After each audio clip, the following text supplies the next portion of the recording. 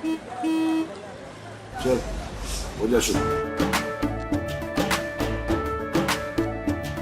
केसरिया से मन जोगी हुआ रे, दिल झूमे देखो पतवारा हुआ रे, दिल झूमे देखो पतवारा हुआ रे।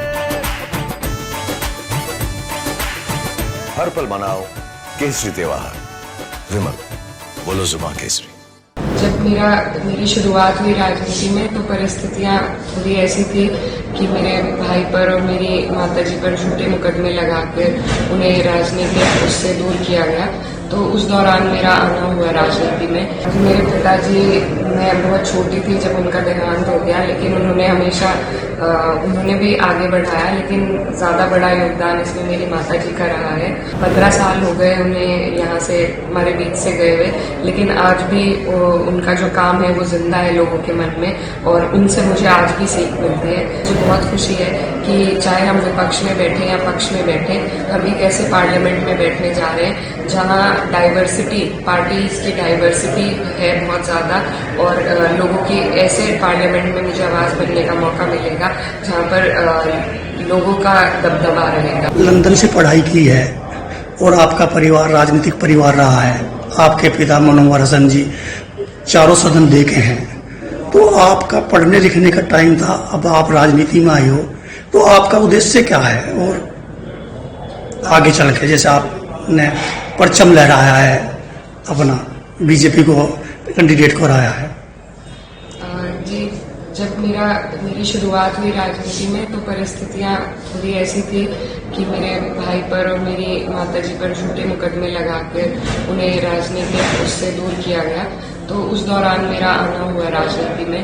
तो कठिन परिस्थितियां थी, लेकिन उसके बाद मेरी खुद की दिलचस्पी बढ़ी। 2 साल तक मैं 2-3 साल मुझे हो गए लगातार फील्ड पर रहते हुए, और मुझे भी ये महसूस हुआ कि जो मेरे जैसे जो लोग हैं, जो युवा हैं, जो देश के लिए चिंतित हैं, हमें भी जरूरत है कि हम लोग खुद घुसकर देश की राजनीति में और अंदर से कुछ सुधार अगर हमारे प्रयास से आ सके तो वो लाने का यही वक्त है।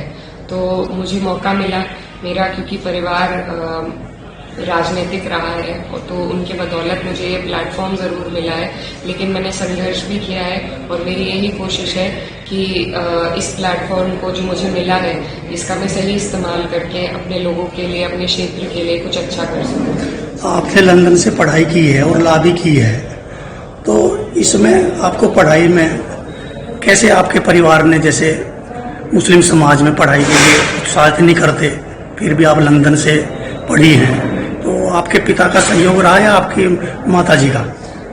जी, मेरे पिताजी, मैं बहुत छोटी थी जब उनका देहांत हो गया, लेकिन उन्होंने हमेशा उन्होंने भी आगे बढ़ाया, लेकिन ज़्यादा बड़ा योगदान इसमें मेरी माताजी का रहा है। उन्होंने जिस तरीके से हमारी परवरिश करी, उन्होंने हमेशा पढ़ाई पर ध्यान दिया।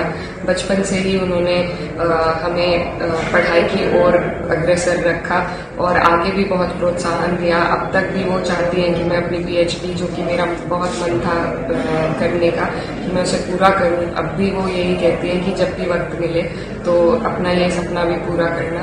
तो मेरी माताजी का इसमें बहुत बड़ा योगदान है, हाथ है, और अब वक्त बदल रहा है, और हर समाज और गरीब व्यक्ति चाहता है कि उनकी औलाद पढ़े, आगे बढ़े, और मुझे लगता है पढ़ाई एक ऐसा रास्ता है जो हमारी सारी बेड़ियां तोड़ सकता है और हमें आगे बढ़ने के लिए एक सही राह दिखा सकता है। लेकिन कमियां अभी हमारे जो इंफ्रास्ट्रक्चर है पढ़ाई के, चाहे कॉलेजेस हो, स्कूल्स हो, उनमें उतने इंफ्रास्ट्रक्चर, खासकर ग्रामीण क्षेत्र में हमारी जो लोकसभा है उसमें बड़ा हिस्सा ग्रामीण क्षेत्र है, तो यहाँ पर मजबूरी के तहत लोग नहीं पढ़ा पाते अपने बच्चों को।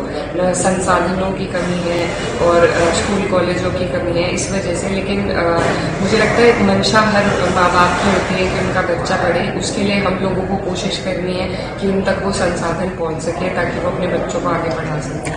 आपने राजनीतिक गुर अपनी माताजी से या पिताजी से या भाई से किससे सीखे हैं? क्योंकि आपने इस चुनाव में और पहले भी अपने भाई के चुनाव में सब विपक्षियों को धूल चटाई है। देखिए, मेरी राजनीतिक जो भी सूझबूझ और सीख है वो मेरे पिताजी से आती है। उन्हीं को मैं अपना आइडियल मानती हूँ राजनीति में, और उन्हीं के पद चिन्हों पर चलने का मेरा प्रयास रहता है। मैंने उनके साथ वक्त कम बिताया है अपने जीवन में, लेकिन आज भी जब मैं रोज निकलती हूँ तो मुझे उनकी मेहनत और जिस लगन से उन्होंने लोगों के लिए काम किया, तो मुझे लोगों के बीच में पहुंचकर उन्हीं किस्सों को सुनने को मिलता है और उससे बहुत सीख मिलती है। तो 15 साल हो गए उन्हें यहाँ से हमारे बीच से गए हुए, लेकिन आज भी उनका जो काम है वो जिंदा है लोगों के मन में, और उनसे मुझे आज भी सीख मिलती है। इसके साथ ही मेरी माता जी और मेरे भाई जो हैं वो मेरा सपोर्ट सिस्टम है। उनकी तरफ से मुझे मार्गदर्शन मिलता है, क्या चीज़ किस तरीके से करनी चाहिए। राजनीतिक सफ़र में उन्होंने मेरा बहुत साथ दिया है, तो वो मेरा सपोर्ट सिस्टम है। लेकिन जो आइडियल है वो मेरे पिताजी हैं।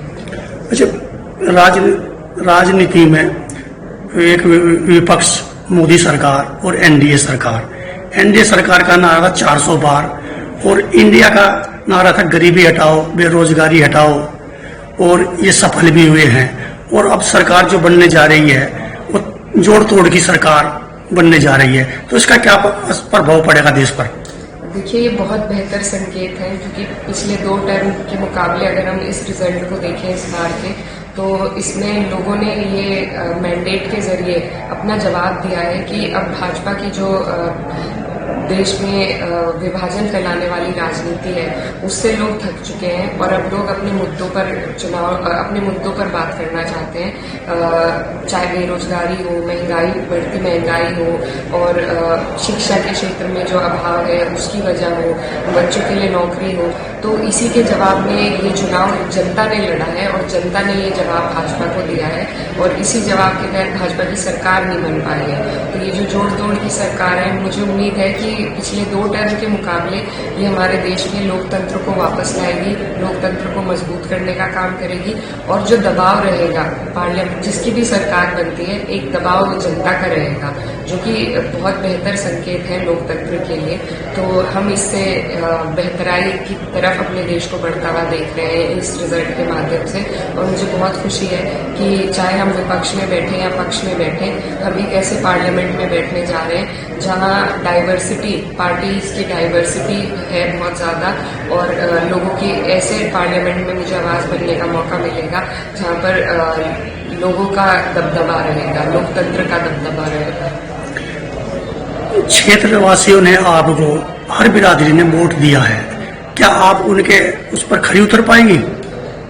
जी बिल्कुल, मैं सौभाग्यशाली हूँ, और दिल से मैं सभी का धन्यवाद देती हूँ। जिस तरीके से सर्व समाज ने मुझे अपनी बेटी मानकर यहाँ से जिताने का काम किया, तो ये आभार है मेरे दिल में, और इसका बदल मैं उन्हें पूर्ण रूप से समर्पित होकर उनकी सेवा करके ही देना चाहूँगी। और मैं कोशिश करूँगी कि जो अपेक्षाएं हैं हमारे लोगों की मुझसे, उन्हें मैं पूरा कर सकूँ। तो आप क्या संदेश देना चाहते हैं क्षेत्रवासियों को, सभी मतलब लोगों को? मैं सबसे पहले तो धन्यवाद देना चाहती हूँ कि हमारे लोगों ने अपनी लड़ाई लड़ने के लिए मुझे चुना, और मैं दिल से सभी का धन्यवाद देना चाहती हूँ। हमारी जो सीट है, इसका ऐसा समीकरण है कि जब तक यहाँ पर 36 बिरादरी आपका साथ न दे, तो ये सीट नहीं निकल सकती। तो मेरी जो जीत है ये सबूत है कि हमारे यहाँ पर कोई भेदभाव नहीं है, राजनीति का कोई भेदभाव नहीं है, मजहब का या जाति की लाइन पर कोई भेदभाव नहीं है। लोगों ने भाईचारे को स्थापित कर सर्व समाज ने मुझे अपनी बेटी माना है, और उसके लिए मैं दिल से धन्यवाद देना चाहती हूँ। और मैं पूरा प्रयास करूंगी कि मैं सभी के लिए, सर्व समाज के लिए काम कर सकूं, अपने क्षेत्र की प्रगति के लिए काम कर सकूं।